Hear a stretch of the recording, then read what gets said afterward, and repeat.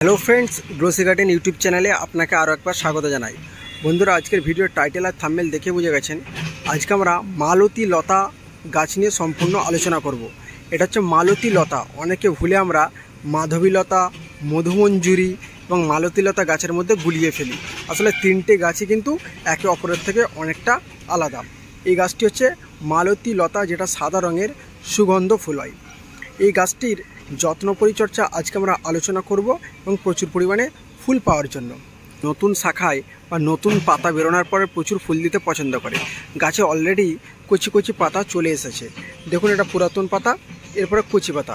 তাই গাছে এ সময় আমাদের যে একটু সামান্য যত্ন পরিচর্যা করে নিতে হবে। তাই আমরা গাছটিকে কি করব, এখন রিপোর্টিং করব। খাবারের চাহিদা গাছটি এখন দেখা দিচ্ছে, তাই অবশ্যই আমরা রিপোর্টিং করে নেব। তাই সর্বপ্রথম আমরা গাছটিকে এই পট আছে, এই 6 ইঞ্চির পট, এই 6 ইঞ্চির পট থেকে আমরা কিন্তু বের করে নেব।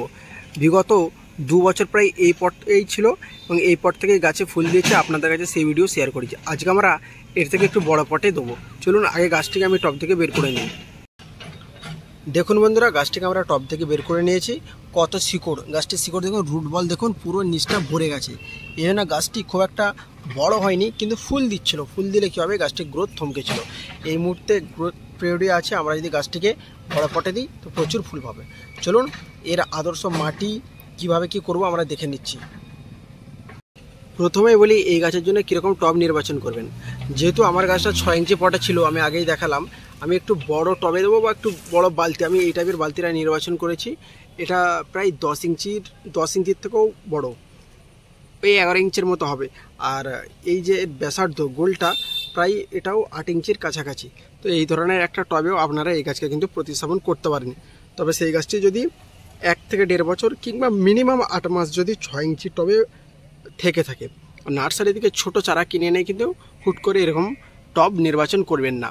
কারণ আমার গাছের গ্রোথ ভালো, পাতা ছেড়েছে, গ্রোয়িং পিরিয়ডের দিক যাচ্ছে, তাই অবশ্যই আমি এরকম একটু বড় টব নির্বাচন করলাম। এরপরে বলি, এর মাটি কীরকম হবে। এর মাটি একদম নর্মাল মাটি। আমি যেটা তৈরি করেছি 40% পাতা পচা সার আর 60% গার্ডেন সয়েল, আর কিছু আমি দিইনি। তবে আপনি চাইলে 50%ও করতে পারেন। আর পাতা পচা সারের পরিবর্তে গোবর সার কিংবা ভার্মি কম্পোস্ট এগুলো ব্যবহার করতে পারেন। আমার কাছে পাতা পচা সার অ্যাভেলেবেল ছিল। হিউমাসের জন্য যে কোনো একটা দিলেই হলো। আর যাদের মাটি এঁটেল, শক্ত, জল অনেকক্ষণ ধরে রাখে, তারা অবশ্যই 10% বালি মেশাবেন। সেটা লাল বালি বা সাদা বালি, যে কোনো বালি হতে পারে, মেশাতে পারেন। কারণ এঁটেল মাটিতে জল দীর্ঘক্ষণ ধরে থাকে, তাই গাছের শিকড় পচে যেতে পারে। আমার মাটি বেলে দোআঁশ মাটি, কোনো অসুবিধা নেই। আগে থেকে ড্রেনেজ ব্যবস্থা আমার তৈরি। এরপর আমি যেটা করব, প্রথমে কিছুটা মাটি এই নিচের অংশে দিয়ে দেবো। দেখুন, প্রত্যেকটা গাছ প্রতিস্থাপন করার ক্ষেত্রে এগুলো করতে হয়। কিছুটা মাটি আমি দিয়ে দিলাম। এরপরে গাছটাকে আমরা সমান করে প্রতিস্থাপন করিয়ে নেব।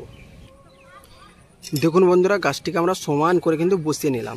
এবার চারিদিকে যে গ্যাপ আছে, এই গ্যাপে আমরা অবশিষ্ট মাটিটা দিয়ে এভাবে ভরে দেবো।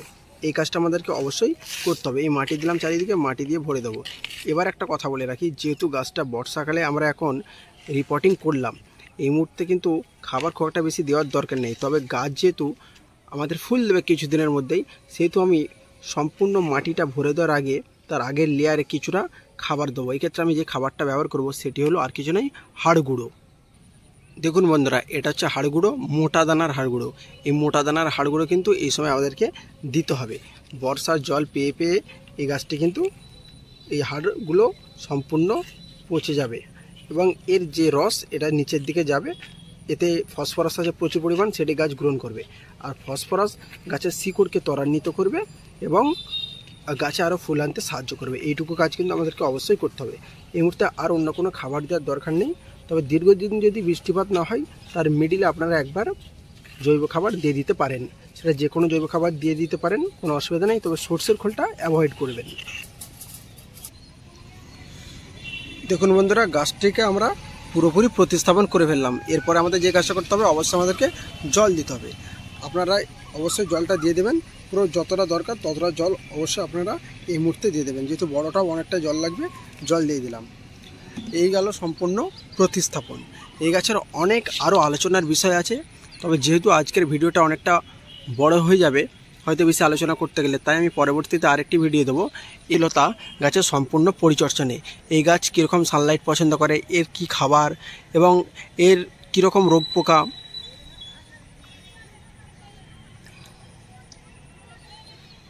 এবং এতে কীরকম রোগ পোকা লাগে সব নিয়ে সম্পূর্ণ আলোচনা করব আর পরের একটা ভিডিওতে। তাই অবশ্যই আপনারা এভাবে যারা এখন প্রতিস্থাপন করতে যান শুধু জাস্ট প্রতিস্থাপনটা করে নিন।